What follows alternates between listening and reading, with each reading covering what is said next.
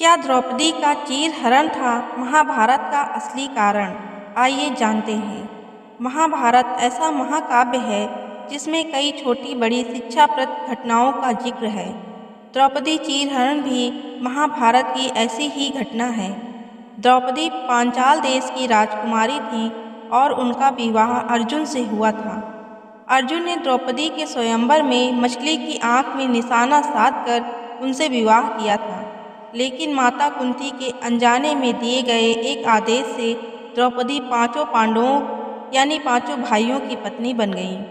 एक बार की बात है जब पांचों भाइयों में से सबसे बड़े युधिष्ठिर इंद्रप्रस्थ नगर पर राज कर रहे थे। उस समय हस्तिनापुर का राजकुमार दुर्योधन था और पांचों पांडव उनके चचेरे भाई थे। दुर्योधन कौरवों में सबसे बड़ा था और अपने चचेरे भाइयों यानी पांडवों से जलता था। दुर्योधन सबसे ज्यादा अपने चालाक मामा शकुनी को मानता था। शकुनी ने दुर्योधन को सलाह दी कि वो पांडवों को जुआ खेलने के लिए निमंत्रित करें। पांडवों ने अपने भाई दुर्योधन का निमंत्रण स्वीकार कर लिया। उस सभा में भरत वंश के शासक धृतराष्ट्र, भीष्म पितामह, द्रोणाचार्य और महात्मा विदुर जैसे महान लोग भी उपस्थित थे। शकुनी मामा ने छल कपट से पांडवों को हराना शुरू किया। इस खेल में पांडव अपना राज्य हार गए। धर्मराज युधिष्ठिर ने स्वयं और अपने चारों भाइयों को भी दांव पर लगाया और हार गए। अंत में जब दांव पर लगाने के लिए उनके पास कुछ नहीं बचा तो उन्होंने अपनी पत्नी द्रौपदी को भी दांव में लगा दिया। दुर्योधन तो जैसे इसी पल का इंतजार कर रहा था। शकुनी मामा की मदद से उसने जुए में द्रौपदी को भी जीत लिया।